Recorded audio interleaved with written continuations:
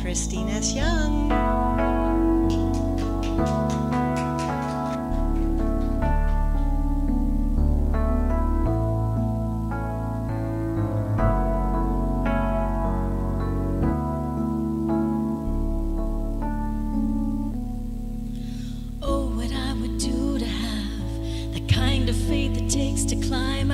Boat I'm in, onto the crashing waves, to step out of my comfort zone, into the realm of the unknown where Jesus is, and he's holding out his hand, and the waves are calling out my name, and they laugh at me, reminding me of all the times I've tried before and failed.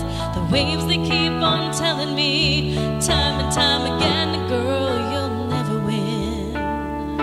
You'll never win. But the voice of truth tells me a different story. The voice of truth says, do not be afraid. And the voice of truth says, this is for my glory. Out of all the voices calling out to me, I will choose to listen and believe the voice of truth.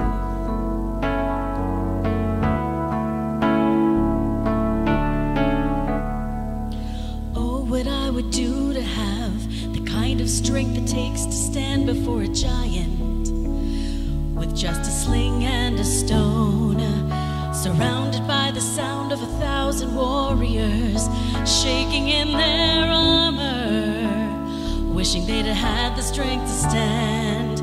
But the giant's calling out my name, and he laughs at me, reminding me of all the times I tried before and failed.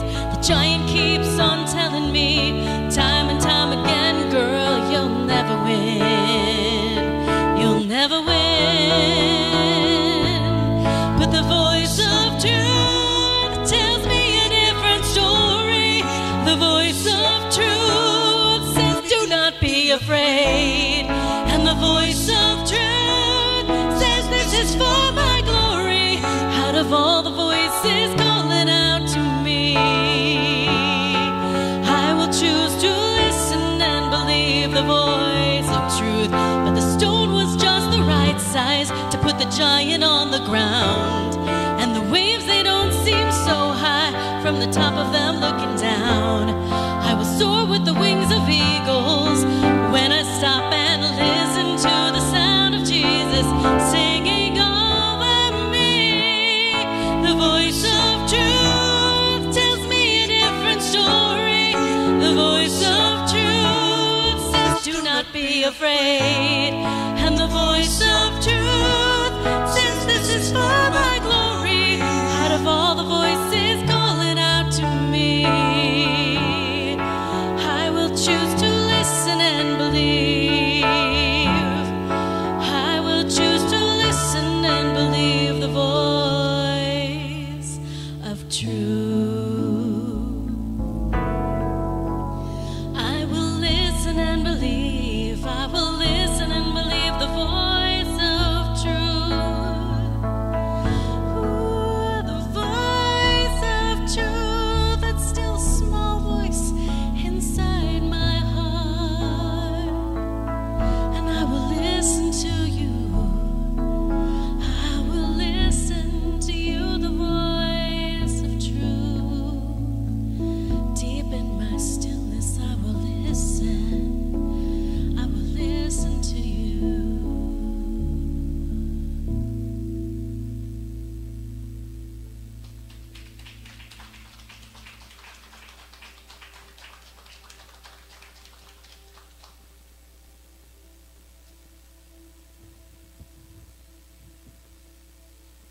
Thank you, Christine S. Young.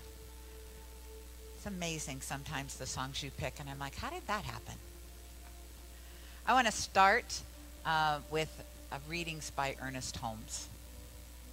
It takes less energy to live constructively than it does to live destructively. It takes no energy to have faith, while fear devastates such energy that we have. It takes no energy to love. It is hate that is destructive.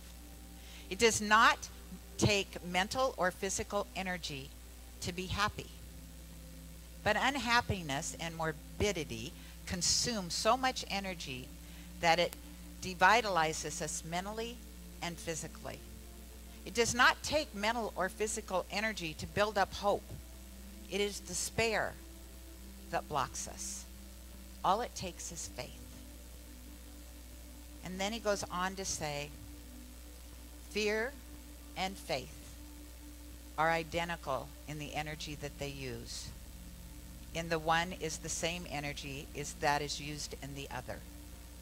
Since there is one final energy in the universe, and this final energy is the energy of thought. Fear is a positive acceptance that you shall experience that which you dislike.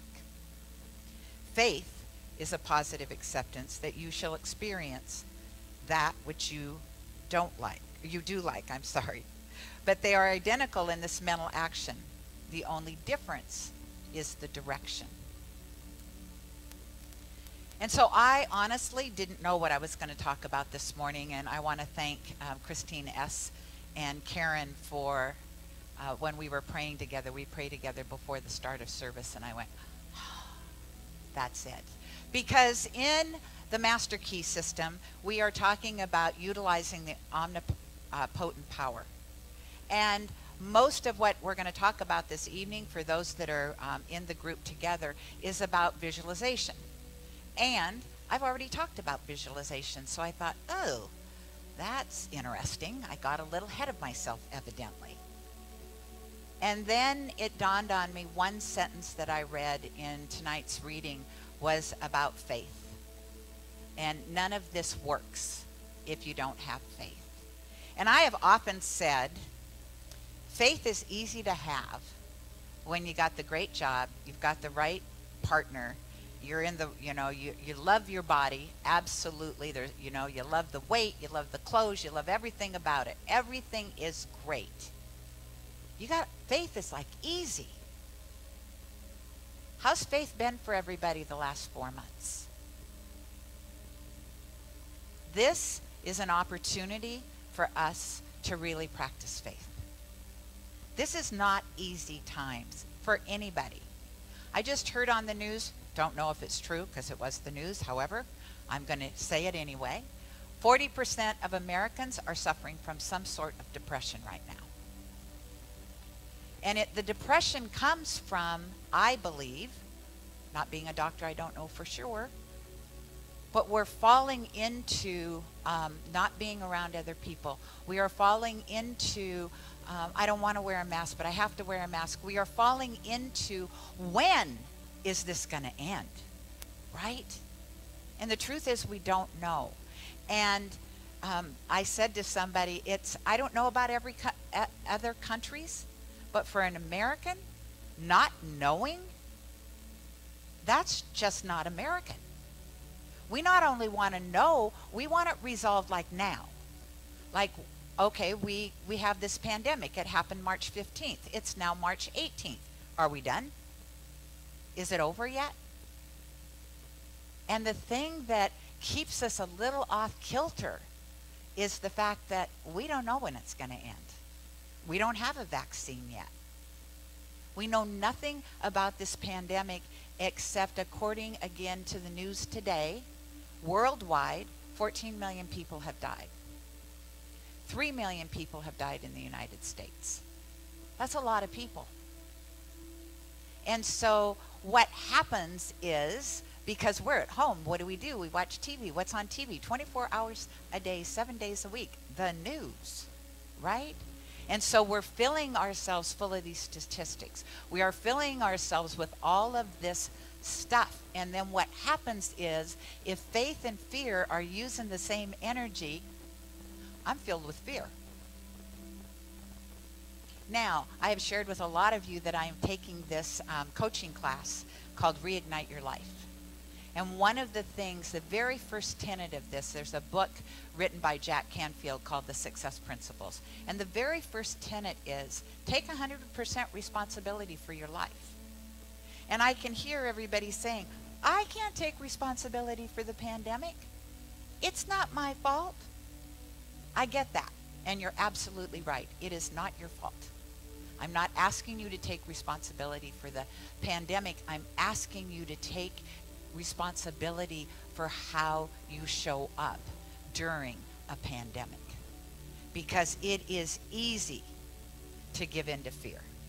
And I bet you can talk to 5 of your closest friends, and most of them are going to somehow creep in with fear because they're scared. And I'm not going to tell you that I don't go into fear. I absolutely do.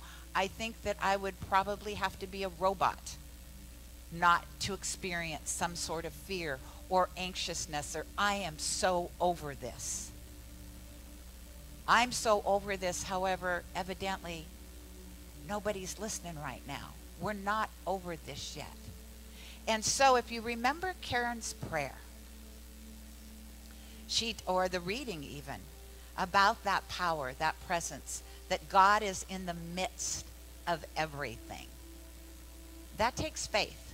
That takes faith to look out at the world, to look at what we're living through right now, individually and collectively, and to say, I still believe that there is a divine idea and a divine plan. And there's lots of people out there that are going to go, yeah, well, not so much. And that's where faith comes in. That is absolutely where faith comes in, where you really have to know that everything is going to be all right, that there will be a vaccine. Do I know when? No. Not everything is going to happen in my timing. If it had happened in my timing, we would have resolved this March 18th. I don't control that. You don't control that.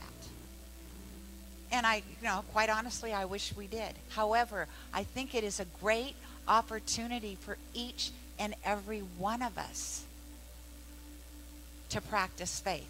And here's what I love about what we teach here. It's many paths, one destination.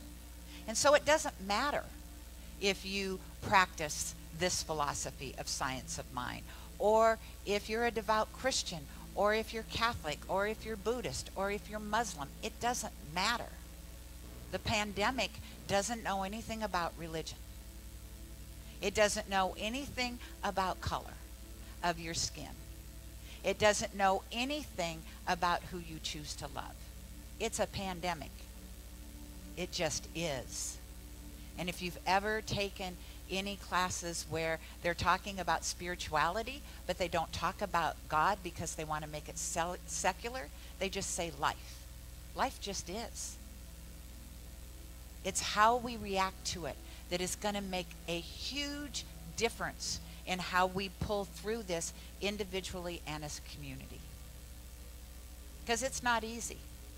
It's not easy. We have people that have had surgeries, that are recovering from surgeries in the middle of a pandemic.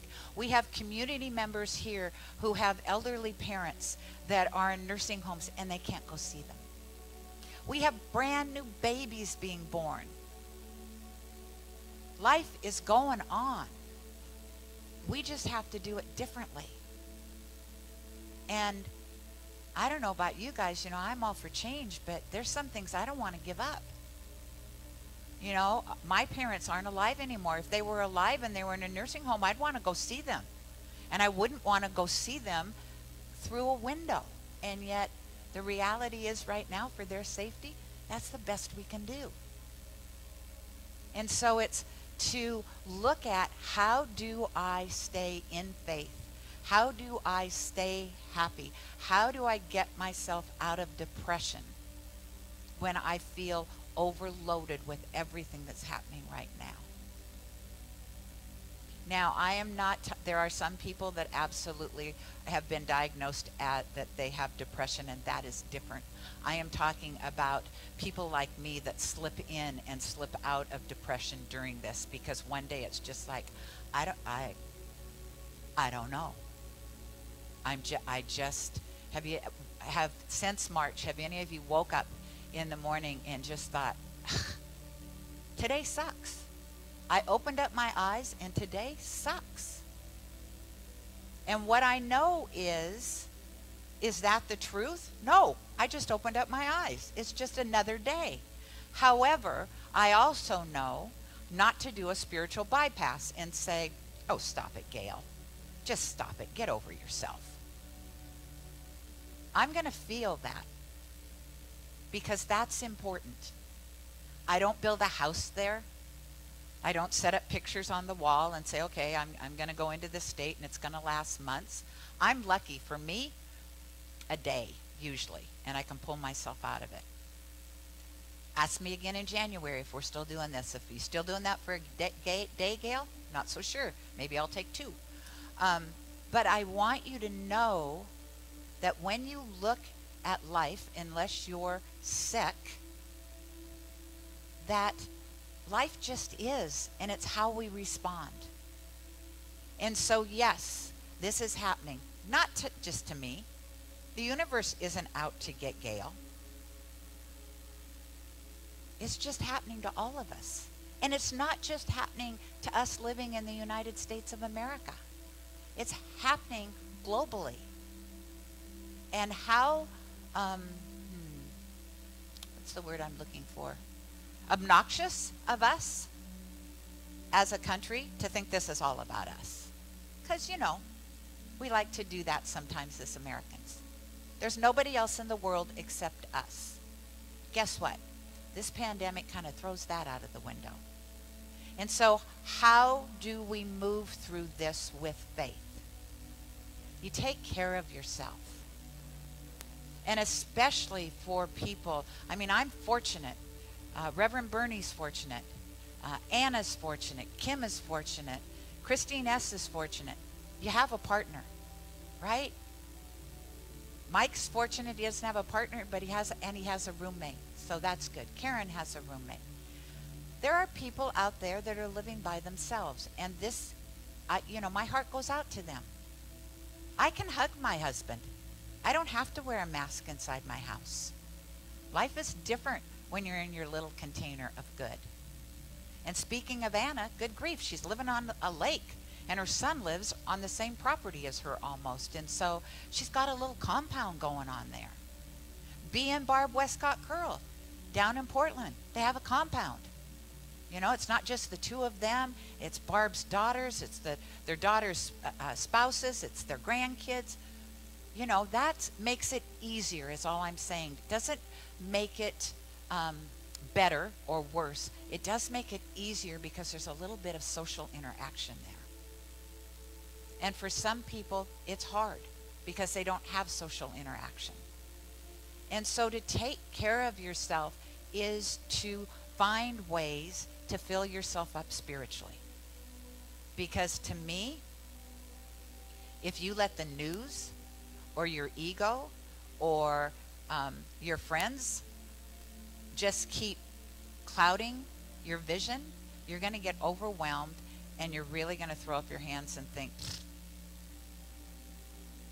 And so I invite each one of you, you know, that practice that Kathy Ann taught me of when you get in that place. We did it this morning, and I really want you to practice that because it's a gift when you get in that place of, oh my God, I cannot take this anymore.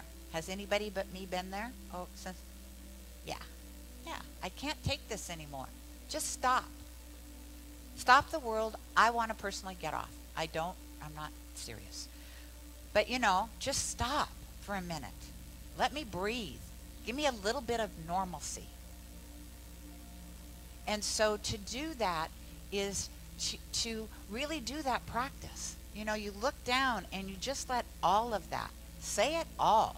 Everything you think about this pandemic, Everything you think about wearing a mask, even if it's not politically correct, everything you believe about this virus, it doesn't matter. Just throw it up. And then just look out. And as you look out, just realize when I look out, you know, granted, the sanctuary itself looks different. I'll give you that. However, if I look out that window right there, nothing looks different out there. No tree out there, no flower out there is going, I'm going to look different right now. Because you humans got something going on, so obviously. The birds don't sound different.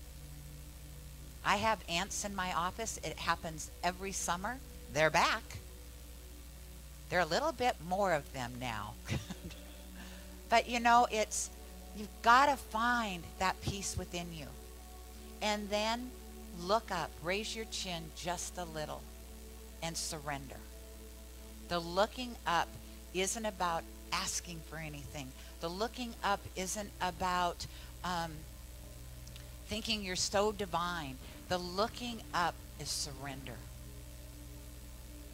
The looking up is really feeling that connection from within, which is what we teach here. As within, so without. And so what I would invite everybody here to do, because I'll get back to where I started, utilizing the omnipotent power is about visualization. Think of the power we have as a community because we know this works. We practice it all the time. We visualize all the time.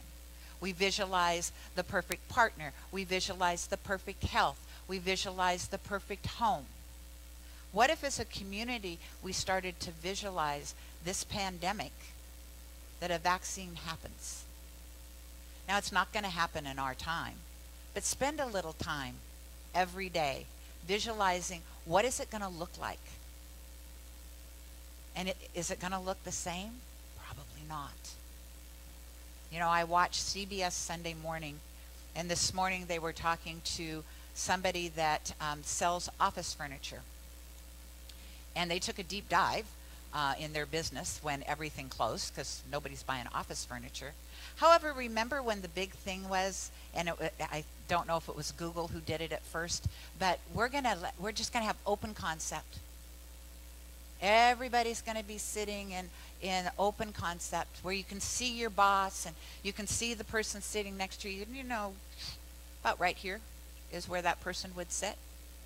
Now here's a plus, because you know there are pluses of things that are shifting. What they knew and nobody was willing to say is production goes down big time in open concept because people can't hear. They get distracted when they hear the person's voice next to them. Sometimes they want to talk to somebody, a customer or whatever, and they don't want other people hearing them, so they feel intimidated. Of course, nobody wanted to talk about that because everybody had bought open concept and how this was such a great thing. Well, guess what? Now they have figured out how to walk through office buildings one way. They have put up big things on the floor in office buildings so you don't sit within 6 feet of somebody's desk. They put plastic partitions up between people. Now, is that bad or good? Does it matter? Was it bad or good when everybody was sitting next to each other? It worked, and now it doesn't. And so look for the good as you visualize when this is over, what's life going to look like? You know, I belong to an organization. It's not an organization. I belong to a blog. And the gentleman writes, I think he writes almost every single day, about what church is going to look like when this is over. And the truth of the matter is, he said, you got to start loving those people online, because that's the reality of what church is going to look like in the future. Not everybody wants to come on Sunday morning, which breaks my heart, and I get it. So I'm hoping for both and, because we at Genesis, we love to build community. However, how wonderful is it that now our community can be all around the world. And so it's a both and. And so instead of fear, start to find the good. Start to utilize that power and that presence within you that is God. Because it's always there. You're always at choice. Take 100% responsibility about how you respond to what's happening in your life. Because you're the only one that can do that. And take care of the people around you. Which, yes, means stay 6 feet away from people that you don't hang with all the time. And when you're out in public, please wear a mask. I know, I don't like it either. But if it keeps somebody alive, it's worth it. Let's pray.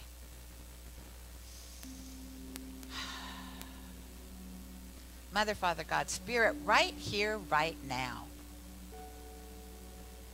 Feeling that presence within. Breathing in and feeling that presence that comes in with my breath. For that divine energy is everywhere, so it's certainly in this air around us. I breathe it in and know that truth. I stand in the presence of that which always has been, always will be, and is with us right here and right now, showing up as each person sitting here, showing up as each person who is watching us on Facebook Live, either now or later. It doesn't matter. Star Trek's got nothing on technology. I can be around the world just by standing right here. And so I invite in that presence of love, that presence of divine knowingness, that presence of one. I stand in all of that as I speak my word right here and right now, knowing that this life, this one life that is God, that is me, that is all of you, it's powerful. And we're going to get through this. We are going to get through this, and we will lean on each other the best that we can. It's not going to look like it did in January or February. It doesn't mean we can't lean on each other. To feel that connection, heart to heart, soul to soul, mind to mind of the one and of each other. So I invite you through this. I invite you and know kindness. Kindness for self, kindness for the other. I invite you to know love. Love for yourself and love for the other. I invite you to take care of yourself. To know that that divine presence is here always, and yet it never presses down upon you ever.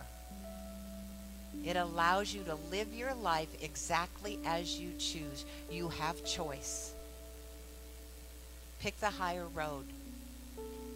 Pick the kinder destination. Pick the place where love lives. And so I give great thanks for this day, for this community, for this knowing deep within myself that we've got this because God's got us.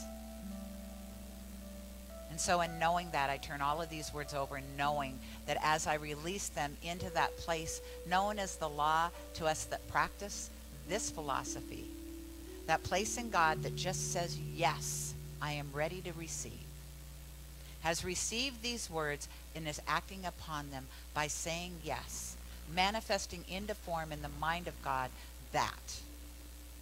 And it is as it does that, we open up and are ready to receive that divine inspiration, that feeling of hope, that feeling of faith. I call it good because I know it's God, and together we say, and so it is. Namaste.